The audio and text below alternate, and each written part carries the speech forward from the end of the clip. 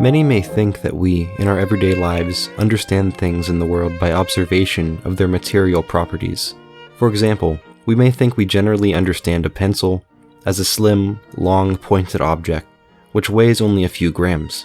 Martin Heidegger, in Being and Time, adequately shows that in our everyday lives, these physical properties actually mean little to our understanding of entities, and instead our understanding of entities in the world is a pragmatic one in which we focus on what he called the readiness-to-hand of an object. This video will lay out Heidegger's concept of readiness-to-hand, but in order to do so, a series of other concepts must first be explained. Being and Time's terms are often referential and interconnected to other terms, and the philosophical system produced in this book is somewhat cyclical. Even if not immediately, the Heideggerian terms mentioned in this paper will be explained at some point. Being and Time is primarily an attempt to reconfigure ontology, that is, the study of being or existence, which Heidegger believed to have been corrupted long ago. At the beginning of the book, he claims he is starting anew, and that the start of this new ontology should be derived from phenomenology, the study of how we experience ourselves, other beings, and the world as a whole. With phenomenology in mind, Heidegger did not make the mistake of attempting to separate humans from the equation of being. Heidegger thought that phenomenology's descriptiveness could give insight into being. Heidegger explained it as such. Phenomenology is our way of access to what is to be the theme of ontology, and it is our way of giving it demonstrative precision. Only as phenomenology is ontology possible. I only demonstrate this point because the terms used in the rest of this video were created to be understood with a phenomenological lens. Being in the world, as Heidegger puts it, is a reminder that human existence does not exist independently of other things, but exists with other things within the world as a whole unitary thing. This compound phrase is not meant to suggest that human existence exists spatially in the world in the same way an object does so within a box, but that human existence is part of a larger structure called the world. We are not foreign observers who exist alongside or beyond the world, but objects that belong within the world, along with everything else we observe. The term suggests that human existence is not able to be separated from the rest of the world. Dasein is frequently used by Heidegger and, for the most part, can be understood as meaning human existence. Dasein in German translates to their being, and this shows that Heidegger's use of the term is somewhat referential to the concept of being in the world. The German Da in this term suggests that Dasein could not exist without a there or a world. Sein, then, simply suggests that being is a fundamental component of Dasein. This description, coming from the literal translation, is missing a significant part of the meaning of the word as used in Being and Time. Their being sounds as if it could be used as a reference to any entity within the world, not just humans within the world. The other component to the meaning of Dasein is a unique power that humankind wields, something Heidegger refers to as concern or care. When Heidegger refers to concern, he is referencing the ability and tendency for humans to care about something, and then to work towards changing the world in order to achieve that goal.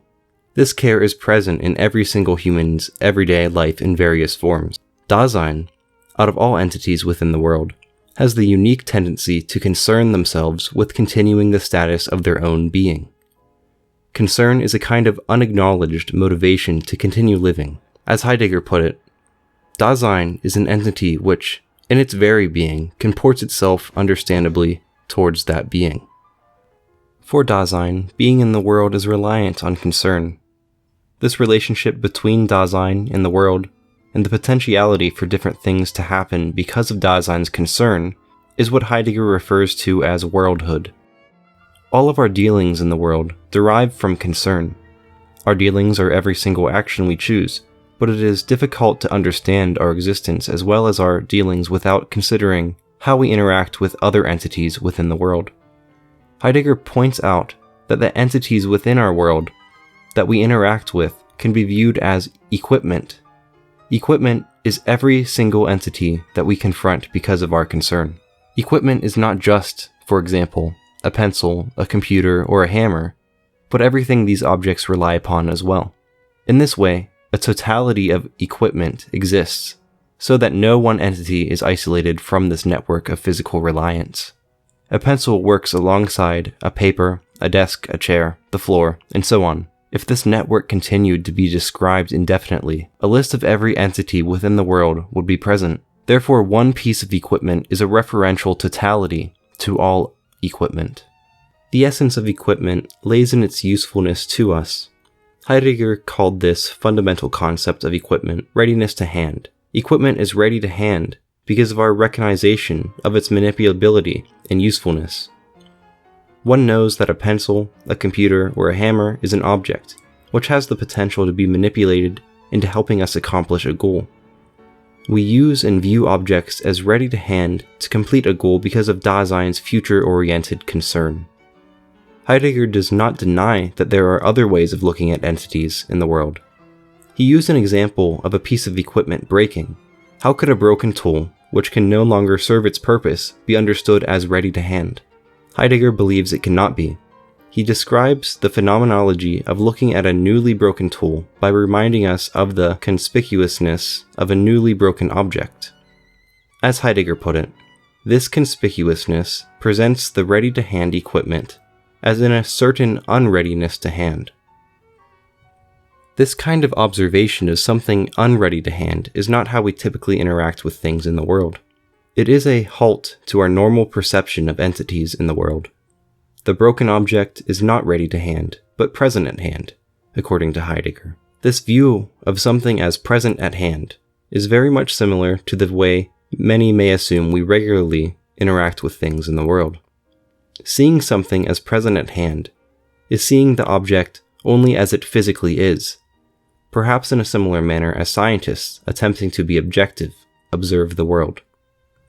Ultimately, our everyday understanding of things in the world comes from our concern-oriented pragmatism.